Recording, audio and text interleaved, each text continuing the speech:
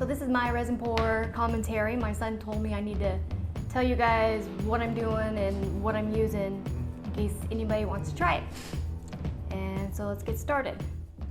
This is the coffee and cream resin pour. And what I'm doing there is I made a border around the piece that I'm using. It was a piece of wood that had art on it. Hey, let me stop here. That was Stone Coat Countertops epoxy part A, and I guess I'll put links to that in the comments. And that stuff is, this resin is really awesome. It comes out really smooth, and I really like how it works. And there's part B, equal parts resin and hardener, and you gotta make sure it's just right. Don't forget to wear gloves. You should probably wear gloves like the entire time. And you gotta make sure that it's mixed up like super good.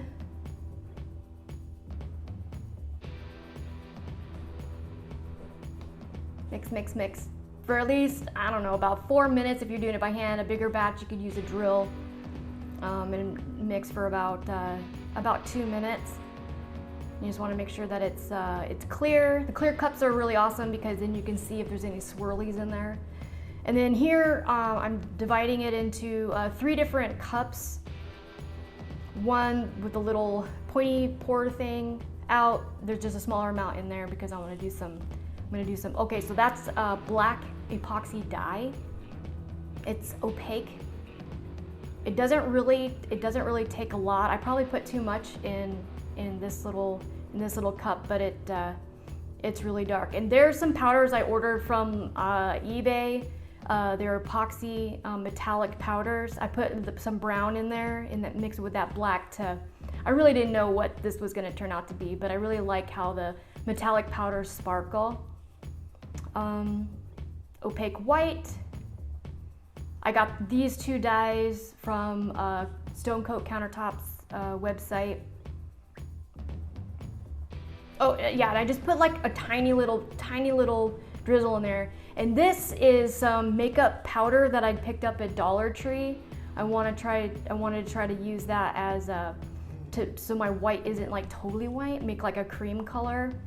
I ended up having to put more in it than like the other powders that are not meant for epoxy. And you could put the moisture content max for what you're putting in there, like if you're using alcohol inks or whatever,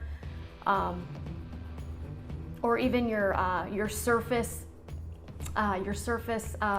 moisture content no more than like say 10%. So anyway, so the makeup from Dollar Tree might have some moisture. This right here is diamond dust. I love this stuff. It's you'll see it's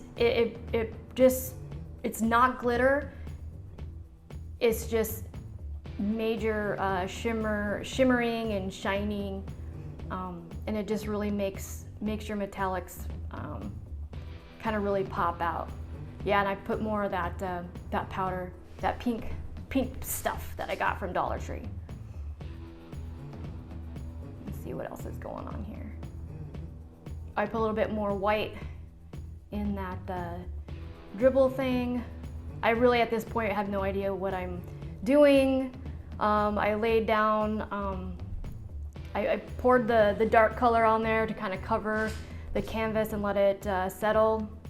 I've watched Stone Coat Countertops YouTube channel, and they have like all these different techniques and stuff, and so that's what I was just trying to remember at this point, and just kind of lay out the different colors.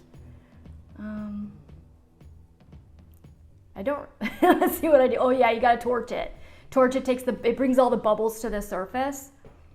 It also heats it up, so your room, the epoxy, when it's a little bit warm, like around, I don't know, like 75 degrees, room temperature, you might need to put a heater on. Anyway, just use your fingers to like move it around. Just kind of like, I was just like throwing the colors over each other. Let's see. Oh, there's that pink. And I'm just drawing lines through it. At this point, I actually hate it. I hate it, and I'm like, oh my gosh, what am I doing? I don't know what it's, and I'm just trying to move it, just doing different things that I saw, different epoxy artists on YouTube. And then I'm just drawing lines. Just moving it around. It's weird because like all the pieces that I've done so far are always around this kind of point. Like I'm like, oh, what am I doing? I hate it. Because I'm not getting like effects, you know. So I feel like I'm doing something wrong, and just trying to figure it out. The working time on this epoxy is about an hour. It's really cool if your room is warm. And oh, there I got alcohol, isopropyl alcohol. That's 91%, and I have some blue metallic dust in it. And I was sprinkling that on there. And that kind of gives like these little cells that kind of start like opening up, and you can see because the time lapse it's starting to have some effects. And then any kind of like divots and stuff, and then you just touch it with your finger and then torch it every few minutes. You can, and putting air on it. I was trying to move it. I remember doing that, or watching like ocean waves on epoxy. You can move it. You can blow it with a straw, or you can use a hair dryer, or a heat gun would probably be the best because it channels that heat. I did this and I was like, oh my god, I totally ruined it. See me standing there, I'm like, I hate it. What am I gonna do? Let's see, let's just play.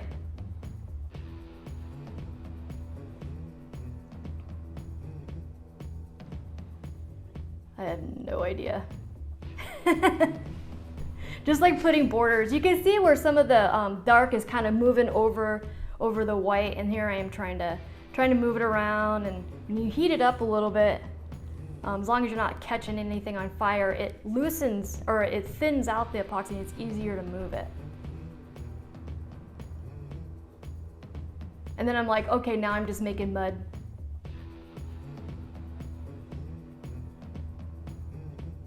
And I'm sprinkling more of the alcohol with that blue dust in it, the blue metallic dust. I had to sprinkle it because it was actually clogged up. And I'm wiping my hands because changing gloves every few seconds is just kind of not, I think I just like it at this point, or I'm like, okay. So yeah, you see all the movement, and when you take the tape off the edges, it kind of pulls it again, and I pulled the tape off probably, I would say about 4 hours or so after I did this project, and it really helped things just kind of set up into spots. And this right here is the finished product, and I had put Coat Countertops Ultimate Top Coat on it. Or you could do a flood coat of clear epoxy, and it'll keep it like glass. And then I put up. Thanks for watching. If I could do it, you could do it.